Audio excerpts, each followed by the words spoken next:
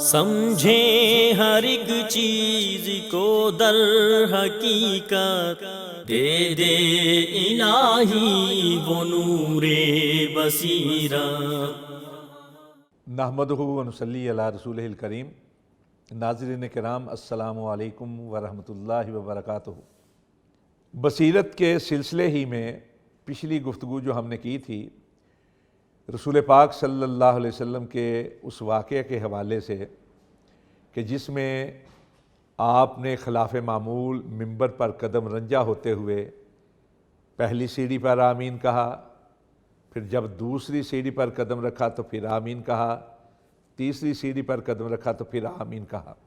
اس حوالے سے ہم نے پچھلے پروگرام میں، پچھلی گفتگو میں صرف ایک معاملے میں عرض کیا تھا، 3 معاملوں میں سے ایک معاملے میں، کہ حضرت جبرائیل امین علیہ تحیت و تسلیم نے 3 اشخاص کے لیے بد دعا کی تھی اور رسول پاک نے اس بد دعا پر آمین کہہ کر مہر توثیق ثبت کی تھی۔ ترتیب کے لحاظ سے تو پہلے نمبر پر تھا وہ شخص جس نے رمضان کا مہینہ پایا اور پھر اپنی بخشش کا سامان نہ کیا، جنت میں داخل نہ ہوا۔ دوسرا وہ شخص تھا کہ جس نے والدین کو، دونوں کو یا کسی ایک کو حیات پایا اور پھر جہنم میں داخل ہو گیا۔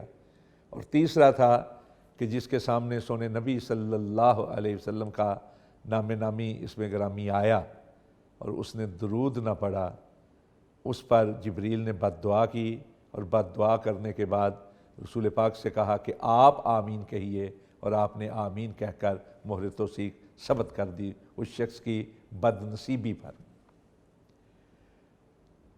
ہم نے تفہیم کی غرض سے ترتیب تھوڑی سی تبدیل کی تھی، لیکن اس ترتیب میں بھی دوسرے نمبر پر وہ شخص ہے جس نے اپنے والدین کو حیات پایا، دونوں کو، یعنی ماں اور باپ دونوں کو حیات پایا، یا دونوں میں سے کسی ایک کو، باپ کو یا ماں کو حیات پایا، اور پھر ان کی خدمت کر کے اس نے جنت حاصل نہیں کی، اس نے اپنے آپ کو جہنم سے نہیں بچایا بلکہ وہ جہنم میں داخل ہو گیا۔ اس کے لیے جبریل نے بد دعا کی اور کہا اب ابعدہ اللہ رب العزت اس نے اپنی رحمت سے، اپنے تقرب سے، اپنی خوشنودی سے، اپنی رضا سے دور پھینک دے۔ حضرات دیکھیے کتنے اہم معاملات ہیں تینوں کے تینوں۔ کبھی اللہ کے نبی صلی اللہ علیہ وسلم منبر پر تشریف رنجا ہوتے ہوئے، قدم رنجا ہوتے ہوئے، تشریف فرما ہوتے ہوئے کبھی آپ نے اس طرح آمین نہیں کہا تھا۔ صرف 3 لوگوں کے اوپر بد دعا کرتے ہوئے آمین کہا۔ ایک غیر معمولی واقعہ ہے، اور اس غیر معمولی واقعے کے اندر جو 3 اشخاص ہیں، تینوں کی اقسام کو مد نظر رکھتے ہوئے دیکھیں کہ معاملہ جو ہے کتنا اہم ہو سکتا ہے۔ رمضان کے روزے جو ہیں اہم ترین ہیں، ان کی اہمیت جو ہے ہم اگلے گفتگو میں انشاءاللہ العزیز عرض کریں گے۔ رسول پاک صلی اللہ علیہ وسلم پر درود شریف جو ہے اس کی اہمیت بھی آپ کے پیش نظر ہے کہ خاص طور پر اللہ رب العزت نے یہ کہہ کر کہ میں درود بھیجتا ہوں، میرے فرشتے درود بھیجتے ہیں، مومنو تم بھی درود بھیجا کرو۔ نہایت اہمیت کا حامل یہ معاملہ ہے۔ اور تیسرا معاملہ جو ہے وہ ہے والدین کے حوالے سے۔ آپ جانتے ہیں کہ قرآن پاک میں اللہ رب العزت نے 2 جگہ پر اپنی توحید کے فوراً بعد وَبِالْوَالِدَيْنِ احسان کے الفاظ ارشاد فرمائے۔ سورہ نساء کی آیت نمبر 36 کے اندر ارشاد فرمایا وَاعْبُدُوا اللَّهَ وَلَا تُشْرِكُوا بِهِ شَيْئًا وَبِالْوَالِدَيْنِ احسانا،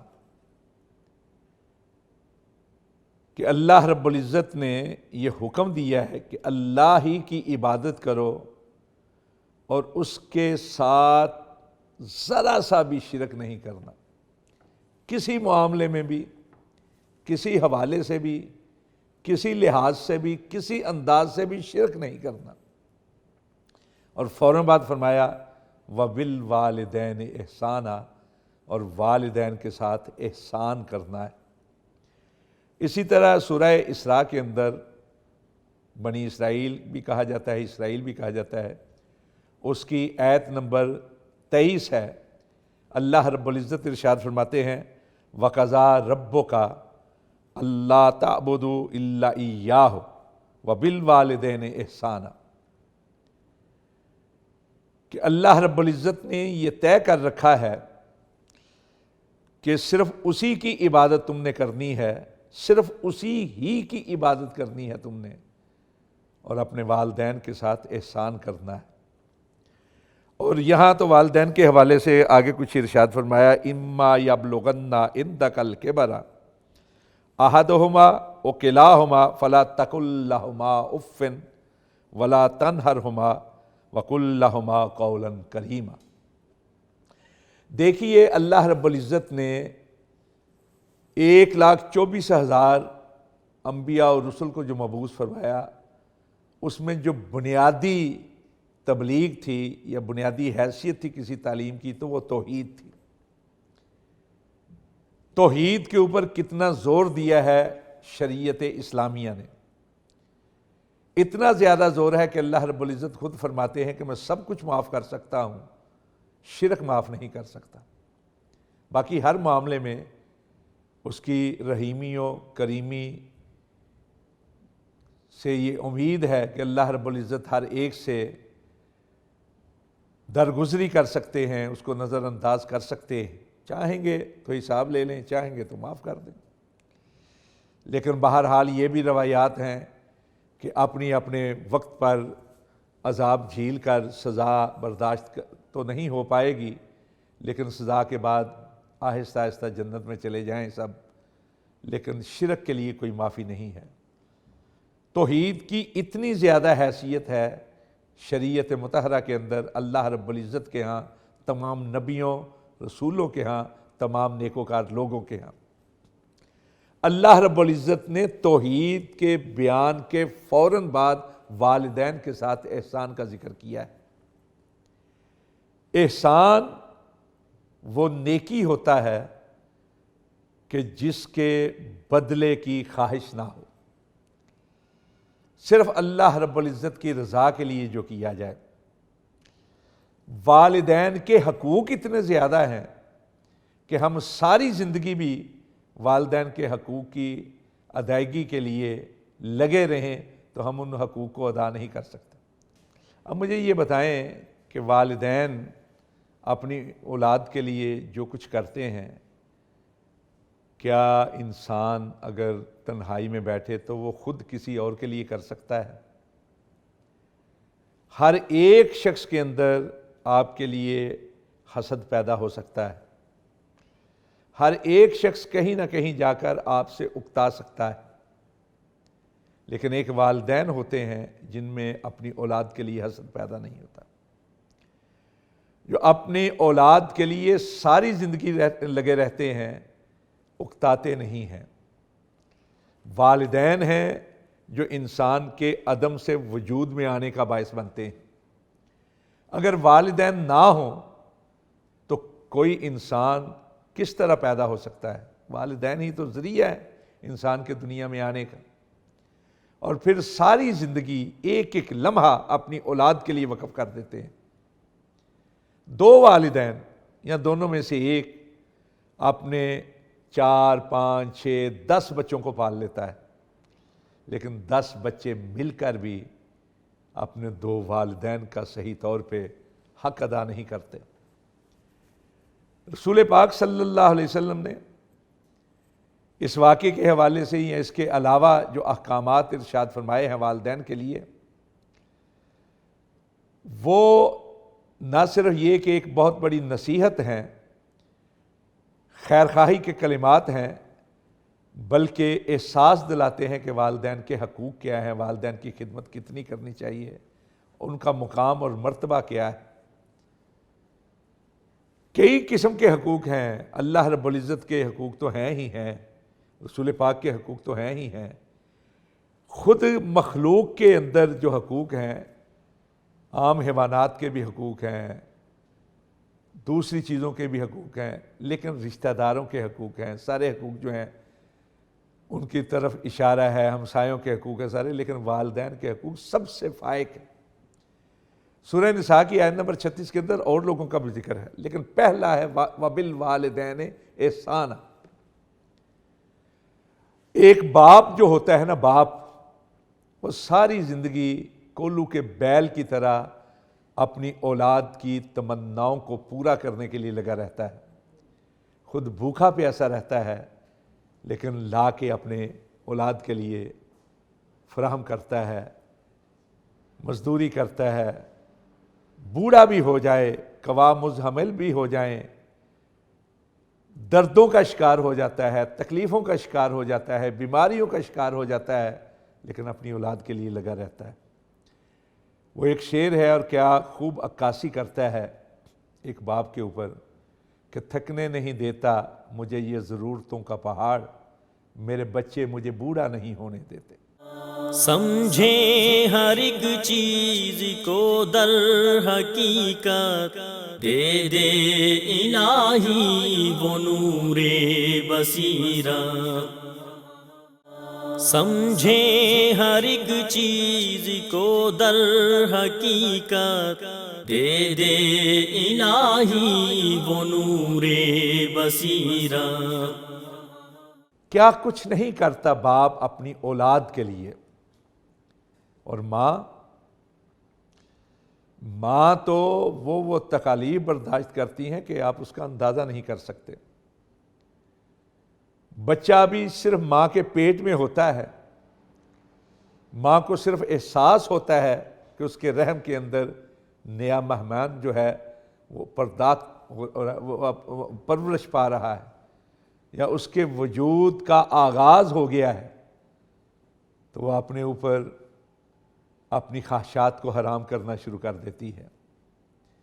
اس کا جی چاہتا ہے مختلف چیزیں کھانے کو، لیکن یہ سوچ کر نہیں کھاتی کہ کہیں اس کے بچے کو نقصان نہ پہنچے۔ ابھی صحیح طور پہ وجود بھی حاصل نہیں ہوا، صرف رحم کے اندر احساس ہوتا ہے کہ رحم کے اندر آغاز ہو گیا ہے نئے وجود کا، نہ اس کا ابھی کوئی شکل بننا تو دور کی بات، اس کے وجود کی ہڈیاں پیدا ہونی تو دور کی بات، اس کی شکل تو دور کی بات، خد و خال بھی ہونا دور کی بات، ابھی صرف نطفے کی شکل میں ہوتا ہے، غلیظ پانی کی صورت میں ہوتا ہے۔ لیکن ماں اپنے اوپر حرام کر لیتی ہے اپنی بہترین غذاؤں کو۔ بیمار پڑ جائے نا بیمار ماں، تو یہ سوچ کر دوائی استعمال نہیں کرتی کہ کہیں میری اس دوائی کی وجہ سے ریئیکشن ہو کر میرے رحم کے اندر وجود پانے والے، اس دنیا میں آنے والے مہمان کو نقصان نہ پہنچ جائے۔ صحیح طور پہ سوتی نہیں، صحیح طور پہ بیٹھتی نہیں، صحیح طور پہ لیٹتی نہیں کہ کہیں کروٹ بدلنے سے میرے بچے کو نقصان نہ پہنچے۔ اور پھر کیا کیا کلفتیں ہیں، کیا کیا صعوبتیں ہیں، کیا کیا مصیبتیں ہیں جن کو برداشت کر کے وہ اپنے بچے کو جنم دیتی ہے۔ وہ کسی نے پوچھا نا کہ اگر میں فلاں مقام یمن کا دور دراز کا وہاں سے اپنی ماں کو کاندھوں پہ اٹھا کر مکہ مکرمہ تک پہنچاؤں، کاندھوں پہ اٹھا کر بیت اللہ کا طواف کرواؤں، کاندھوں پہ اٹھا کر صفا مروہ کی سعی کرواؤں، حج کے سارے امور سر انجام دوں، تو کیا میں نے اپنی ماں کا حق ادا کر دیا؟ تو ارشاد ہوا تھا کہ ماں کا حق تو دور کی بات، تو نے تو ان لمحات کا حق ادا نہیں کیا جو تیری ماں نے تجھ کو جنم دیتے ہوئے تکلیف میں بسر کیے تھے۔ اور ایک ماں کی تکلیف بچے کو جنم دینے کے ساتھ ختم نہیں ہو جاتی، وہ ہر لمحہ اپنے بچے کے لیے جیتی ہے، اپنے وجود کا خون دودھ کی صورت قطرہ قطرہ کر کے اپنے بچے کے منہ میں ٹپکاتی، سردی کی ٹھٹھرتی ہوئی راتوں میں خود گیلی جگہ پر لیٹ جاتی ہے، اپنے بچے کو حدت اور گرمائش مہیا کرتی ہے۔ ساری دنیا نیند کی آغوش میں جا چکی ہوتی ہے، ایک ماں ہوتی ہے جو اپنے بچے کے لیے بے آرام ہوتی ہے۔ بچہ جوان رانا بھی ہو جائے، گھر سے باہر جائے، تو ایک ماں ہوتی ہے جس کی آنکھیں دہلیز پر لٹک کر رہ جاتی ہیں کہ کب اس کا بچہ آئے اور کب وہ بستر کی طرف جائے۔ خود بھوکے رہ لیتے ہیں ماں باپ، پیاسے رہ لیتے ہیں ماں باپ، لیکن اپنے بچے کو خوراک فراہم کرتے ہیں۔ اپنا لباس پھٹا پھڑانا ہی کیوں نہ ہو، اپنے جوتے ٹوٹے ہوئے بھی کیوں نہ ہو، ننگے پاؤں بھی کیوں نہ ہو، اپنے بچے کے لیے نعمتیں فراہم کرنے میں ساری زندگی بسر کر دیتے ہیں۔ تو کون ہے جو اپنے ماں باپ کے حقوق ادا کرے؟ یہاں حقوق کی ادائیگی کی بات نہیں، حقوق کی ادائیگی کے بہت بات احسان کی بات ہے۔ ہم حقوق ہی ادا نہیں کر سکتے، احسان تک کہاں پہنچیں گے؟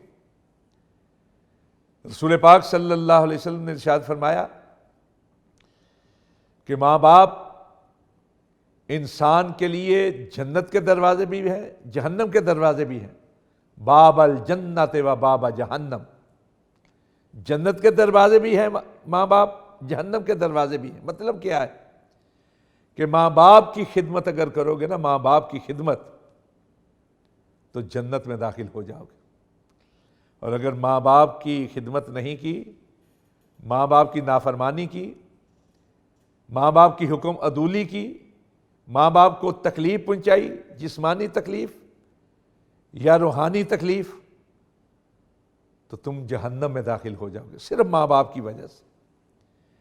یہ جو کہا ہے فَلَا تَقُل لَّهُمَا اُفٍّ، کہ ان کو والدین کو اف بھی نہیں کہنا، تو اف کیا ہے؟ کوئی گالی تو نہیں، اف کوئی تانا تو نہیں، کوئی ایسے الفاظ تو نہیں کہ جن کو ہم مغلظات کے زمرے میں لے آئیں۔ لفظ اف جو ہے نا، یہ در حقیقت ناگواری کا اظہار ہے۔ والدین بوڑھے ہو جاتے ہیں، کوئی ایسی بات کہہ دیتے ہیں جو نئی روشنی کے مطابق نہیں ہے، یا اولاد کے خیالات کی مناسبت سے نہیں ہے، یا اولاد کی پسندیدگی اور رضا کے حوالے سے مطابقت نہیں رکھتی، تو اس پہ اف کا لفظ کہنا، ناگواری کا اظہار، یہ بھی منع ہے۔ حضرت اسماء رضی اللہ تعالیٰ عنہ پوچھتی ہیں اللہ کے نبی صلی اللہ علیہ وسلم سے، بخاری شریف کی روایت ہے کتاب البر والصلہ میں، پوچھتی ہیں کہ اللہ کے نبی، میری والدہ، یہ جب مشرکین کے ساتھ معاہدہ ہوا نا، تو اس کے بعد ان کی والدہ مکرمہ ان سے ملنے کے لیے مکہ سے مدینہ منورہ تشریف لائیں۔ مسلمان نہیں تھیں، غیر مسلم تھی، یعنی عرف عام میں یہ کہہ لیں کہ مشرکہ تھیں، کافرہ تھیں۔ تو جب آئیں تو حضرت اسماء نے رسول پاک صلی اللہ علیہ وسلم سے دریافت کیا کہ اللہ کے نبی، میری والدہ آئی ہیں، وہ اسلام کی طرف راغب ہیں یا نہیں ہیں، یا شرک پر ہی قائم ہیں، کفر پر ہی قائم ہیں، تو میں ان کے ساتھ کیا سلوک کروں؟ تو سونے نبی صلی اللہ علیہ وسلم نے فرمایا، حسن سلوک، اچھا برتاؤ کرنا ہے ماں باپ کے ساتھ۔ ماں باپ کافر بھی ہوں تو ان کا حق ادا کرنا چاہیے، ان کی خدمت کرنی چاہیے، ان کا خیال رکھنا چاہیے، خیال رکھنے کے ساتھ ساتھ ان کے لیے دعائیں کرنی چاہیے کہ اللہ ان کو اسلام کی دولت سے مالا مال کر دے۔ ہر لحاظ سے ان کے لیے نرمی کا اختیار کرنا چاہیے۔ اور اگر آپ اپنے والدین کی، ماشاءاللہ آپ کے والدین تو مسلمان ہیں، اسلام کے ساتھ تعلق رکھتے ہیں، ان کی خدمت، ان کی اطاعت، ان کی فرما برداری، یہ تو ہر لحاظ سے ہم پر واجب ہے، فرض ہے۔ حتیٰ کہ جہاد کے لیے بھی والدین کی اجازت ضروری ہے۔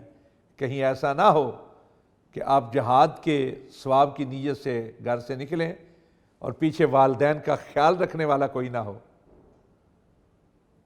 ان کی نازک حالات کو سنبھالا دینے والا کوئی نہ ہو، کہیں وہ کہیں زیادہ تکالیف میں مبتلا نہ ہو جائیں تمہاری عدم موجودگی کے باعث۔ اس لیے باقاعدہ امام بخاری رحمۃ اللہ علیہ نے اور امام نسائی نے باب باندھے ہیں اذن الابوین، والدین کی اجازت کے ساتھ جہاد۔ تو والدین کے حقوق بہت زیادہ ہیں، والدین کا خیال رکھنا چاہیے، والدین کی اطاعت کرنی چاہیے، فرما برداری کرنی چاہیے۔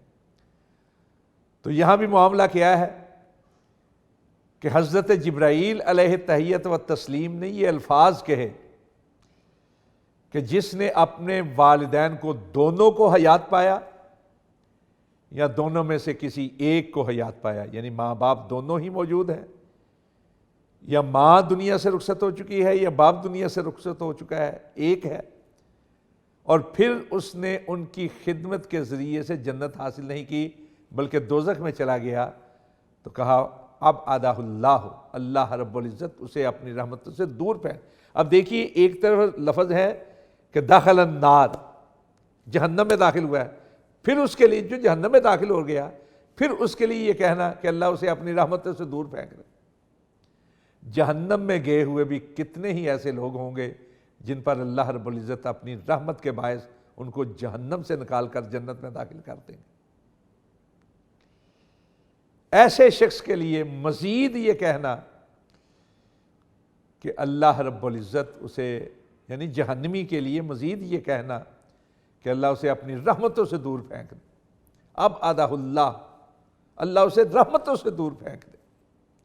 کتنے سخت الفاظ ہیں بد دعا کے۔ یہ اس شخص کے لیے ہیں جس نے اپنے والدین کی خدمت نہیں کی، اپنے والدین کا خیال نہیں رکھا، اپنے والدین کی فرما برداری نہیں کی۔ والدین سے بڑھ کر اولاد کے لیے مخلص اور کوئی نہیں ہے۔ اولاد کو بھی چاہیے کہ والدین سے بڑھ کر کسی اور کے لیے انسانوں میں مخلص نہ ہو۔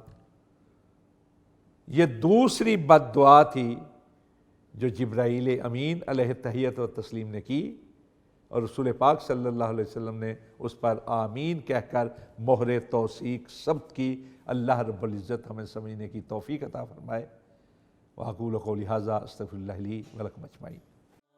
سمجھیں ہر ایک چیز کو در حقیقت، دے دے الہی وہ نور بصیرت۔